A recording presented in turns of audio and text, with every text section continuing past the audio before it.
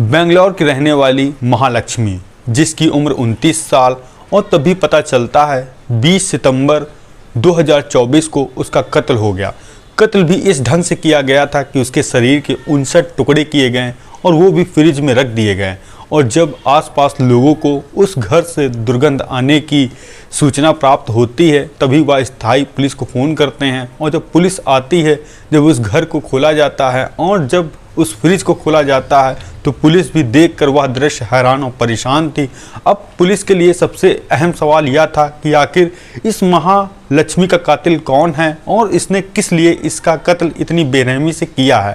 पहले तो पुलिस उसके पति और जो जानने वालों से पूछताछ करती है, 67 व्यक्ति से पूछताछ करती है, मगर कोई ऐसा सबूत नहीं मिलता है कि ऐसा पता चल सके कि महालक्ष्मी का इन लोगों ने कत्ल किया है। अब पुलिस अपनी टीम बनाकर जांच पड़ताल कर ही रही थी, तभी पता चलता है उड़ीसा की राजधानी जो के पास एक ज़िला है भद्रक, वहीं पर 25 सितंबर 2024 को एक युवक जो कि सुसाइड कर लेता है। जब युवक का नाम निकलकर सामने आता, वह युवक का नाम था मुक्ति रंजन राय। और फिर पता चलता है वह भी महालक्ष्मी के साथ बेंगलोर के मॉल में एक ही साथ काम करते हैं। और फिर उस मुक्ति रंजन के पास एक ऐसा नोट मिलता है जिसको पढ़ने के बाद पुलिस सीधे सीधे अब यह मान चुकी थी कोई कातिल महालक्ष्मी का और नहीं, जो मरने वाला शख्स है इसी ने कत्ल किया। और जब वजह निकल कर सामने, वह वाकई में हैरान और परेशान कर देने वाली थी। आप भी जब वजह जानेंगे तो आप भी हैरान हो जाएंगे। आप सभी लोगों को नमस्कार, मेरा नाम रवि है। मैं आशा उम्मीद करता हूँ आप लोग बहुत अच्छे होंगे। अगर आप हमारे चैनल पर नए हो, सब्सक्राइब बेल आइकन जरूर दबाएं। आज हम महालक्ष्मी के कत्ल की पूरी कहानी आपको बताएंगे विस्तार से। आप लोग 10 से 15 मिनट जरूर बने रहें और कहानी अच्छी लगे तो कमेंट में जवाब जरूर दीजिएगा। आइए जानते हैं कहानी।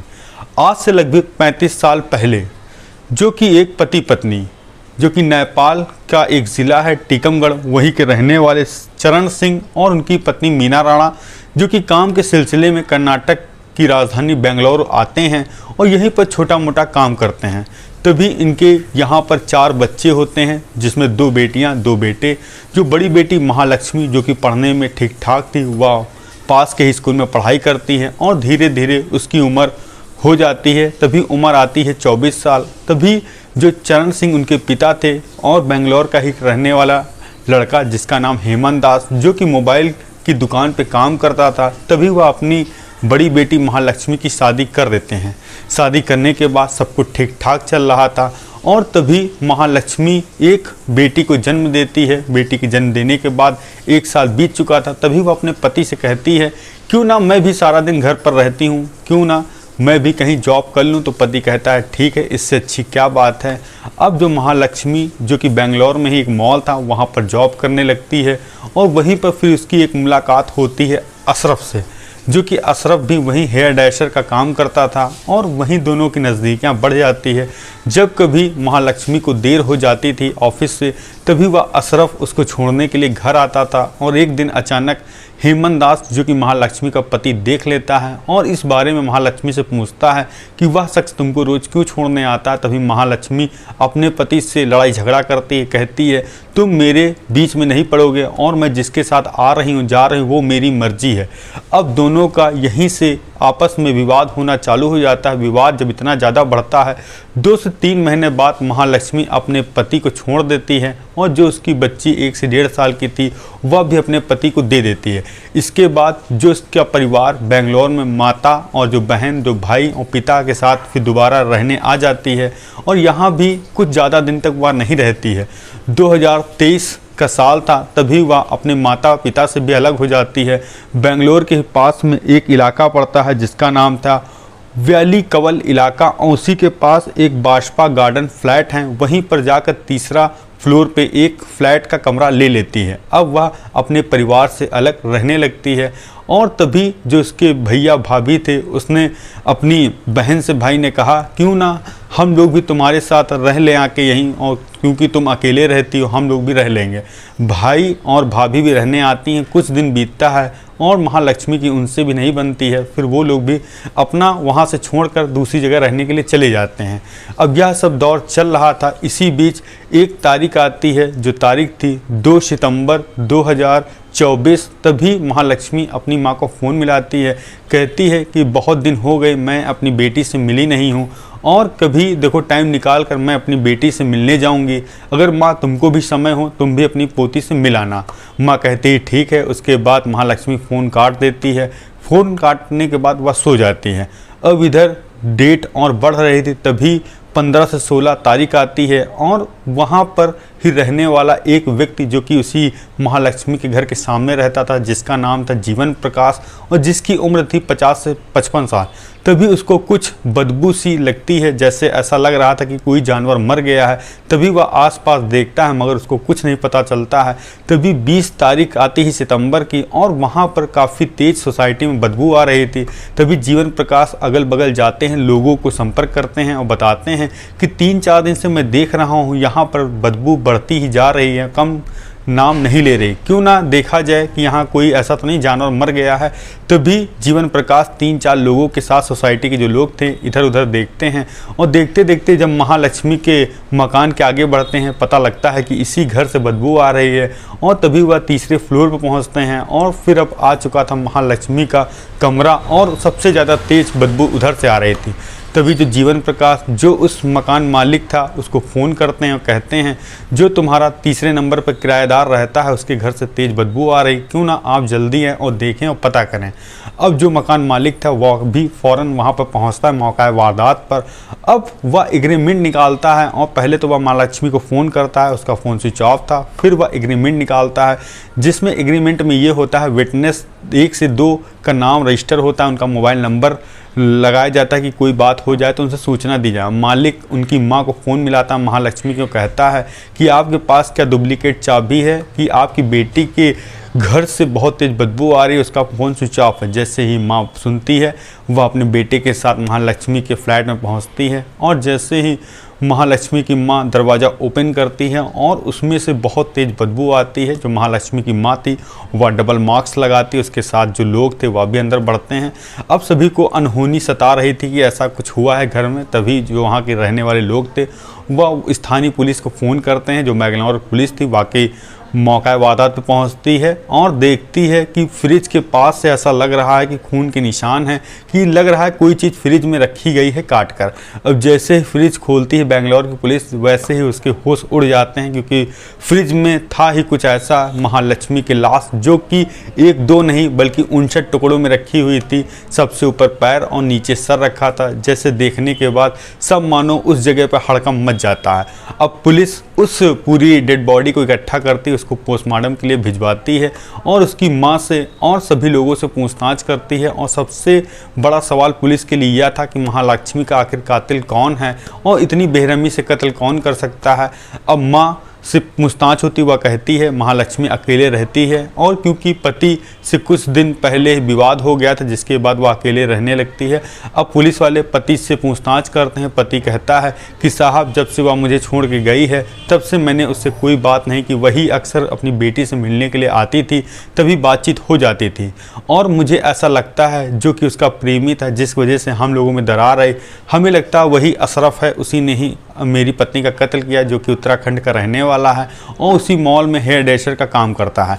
अब पहले तो पुलिस वाले जो पति था हेमंत दास उसकी कॉल डिटेल चेक करते हैं और लोकेशन 2 से 20 तारीख तक खंगाली जाती है। जहां पर महालक्ष्मी रहती है वहाँ पर उसका कोई रिकॉर्ड नहीं मिलता तो पुलिस उसको क्लीन चिट दे देती है। अब पुलिस के ऊपर सबसे बड़ा सस्पेक्ट हुआ था अशरफ। अब अशरफ को भी सैलून से गिरफ्तार किया जाता है, उससे भी कड़ाई से पूछताछ होती है मगर उसको भी बातों में पुलिस को सच्चाई लग रही थी क्योंकि 2 से 20 सितंबर तक उसका भी कोई रोल नहीं था महालक्ष्मी के पास, ना ही उसकी कोई लोकेशन वहाँ पे मिली। तो पुलिस वाले उसको भी वहाँ से क्लीन चिट दे देते हैं। अब पुलिस अब जांच करती है महालक्ष्मी जिस मॉल में काम करती थी वहाँ पर के एम्प्लॉय से पूछताछ। अब पुलिस अब इधर महालक्ष्मी का फ़ोन जो कि कमरे से बरामद हुआ उसकी CDR पूरी कॉल डिटेल निकाली जाती है। तभी एक नंबर उसमें जो कि संदिग्ध पाया जाता है जिसमें अक्सर ज़्यादातर बात होती थी, वह नंबर किसी और का नहीं जो कि शक्ति रंजन राय का था जो कि महालक्ष्मी के मॉल में साथ में ही ड्यूटी करता था। अब पुलिस की टीम कुछ पहुंचती मॉल में वहाँ के सारे एम्प्लॉय से पूछताछ की जाती है कि आखिर महालक्ष्मी का किसी से विवाद तो नहीं, लड़ाई झगड़ा तो नहीं। और सभी स्टाफ में से एक व्यक्ति गायब था, वो था शक्ति रंजन राय, जो कि उड़ीसा का रहने वाला था। वह भी 2 सितंबर से उस मॉल में नहीं आया था, ना तो महालक्ष्मी ही आई थी। अब पुलिस वाले उसको ढूंढने का प्रयास करते हैं, तभी पता चलता है कि बेंगलोर के ही पास में ही उसका भाई जो कि मुक्ति रंजन का, वह वहाँ रहता है। अब पुलिस उसके पास जाती है, उससे पूछताछ करती है, कड़ाई से पूछताछ करती तो वो बताता है कि साहब जो मेरा भाई है वह 3 सितंबर को आया था और उसने कहा था कि मैंने एक बहुत बड़ा जुर्म कर दिया। वह जुर्म ऐसा था कि बताया मैंने महालक्ष्मी का कत्ल कर दिया। मेरे भाई ने कहा कि तुम भी यहाँ से खाली करके चले जाओ, क्योंकि पुलिस वाले तुमको कभी भी गिरफ्तार कर सकते हैं। अब पुलिस वालों को पूरा शक हो गया था कि आखिर यह जो कत्ल हुआ यह मुक्ति रंजन ने किया है। अब पुलिस वाले मुक्ति रंजन का कॉल डिटेल सर्विलांस पे लगाते हैं, उसकी लास्ट लोकेशन देखते हैं, तभी उसकी लोकेशन मिलती है भुवनेश्वर। तभी कुछ टीमें भुवनेश्वर पहुँचती हैं और उसके बाद उसकी लोकेशन चली जाती है पश्चिम बंगाल। अब इधर मुक्ति रंजन ने अपना सिम तोड़ दिया था और उसने नया सिम इशू कराया। और इत्तेफाक की बात कहे ये कि वह सिम भी उसने नया वाला पुराने मोबाइल में डाल दिया, जिससे पुलिस को और आसानी थी उसकी लोकेशन ट्रेस करने में। तभी देखते देखते उसकी लोकेशन बदल रही थी। तभी वह 24 सितंबर 2024 को उड़ीसा जो कि भद्रक गांव था अपने पहुंचता है और अपनी मां से कहता है कि मां मैंने बहुत बड़ा जुर्म कर दिया जो मैं कभी भी अपने माँ को माफ़ नहीं कर पाऊंगा। और फिर मां से कहता है चाय बना दो। चाय बनाने के बाद वह खाना खाता है और उसके बाद वह सुबह शाम को सो जाता है और उठता है सुबह 4 बजे और गाड़ी लेकर निकल जाता है। निकलने के बाद और इधर पुलिस भी उसको ढूंढ नहीं थी, धीरे धीरे जा रही थी। तभी पता चलता है 5 बजे कि वह युवक ने सुसाइड कर लिया, उसका नाम शक्ति रंजन है। अब पुलिस वहाँ 1-1.5 घंटे बाद पहुँचती है। हालांकि वह थोड़ा देर में सो कर उठता तो पुलिस उसको पकड़ लेती, मगर कहते उसको इतना ज़्यादा खौफ हो गया था कि वह अक्सर सदा जीवन जेल में रहेगा और उसको फांसी भी हो सकती है। जब पुलिस जो उड़ीसा की पुलिस जब उसकी जांच पड़ताल करती है और जब उसके बैग खंगालती है तो उसमें एक लैपटॉप मिलता है, एक सोने की चैन मिलती है, एक अंगूठी मिलती है और इसमें एक नोट था। नोट में ऐसा कुछ लिखा था जिसमें पूरा सब साफ हो गया था कि कत्ल करने वाला कोई और नहीं, वह ही शक्ति रंजन है, जिसने अपने नोट में लिखा था मैंने अपनी प्रेमिका महालक्ष्मी को 3 सितंबर को मार डाला। मैं उसके बर्ताव से ऊब चुका था। कुछ पर्सनल और गंभीर मैटर हम दोनों के बीच झगड़ा हुआ और इसी झगड़े के दौरान मैंने उसे मार डाला। कत्ल के बाद लाश को ठिकाने लगाने के लिए मेरे पास और कोई उपाय नहीं था, इसीलिए मैंने 59 टुकड़े उसी के चाकू से किए और फिर उनको सबको फ्रिज में डाल दिया। अब मुझे माफ़ कर देना। अब पुलिस कहीं ना कहीं जान चुकी थी कि यह कत्ल शक्ति रंजन ने ही किया है। अब जो उसके विटनेस थे जो कि नोट था और जो उसके लैपटॉप था, अब जो उड़ीसा की पुलिस उसको जमा करेगी और जो बेंगलोर पुलिस है वह अदालत से उसको अपने पास लेगी, क्योंकि क्राइम उसने यहाँ किया तो केस भी उसका यहाँ रजिस्टर है। आप बताइए कि उस शख्स ने क्या सही किया क्या गलत किया, क्योंकि एक आरोप ये भी लगा कि जो महालक्ष्मी थी उस शक्ति रंजन को ब्लैकमेल कर रही थी। इतना ही नहीं, उसने एक सोने की चैन उससे मांगी और 7 लाख रुपए मांगे।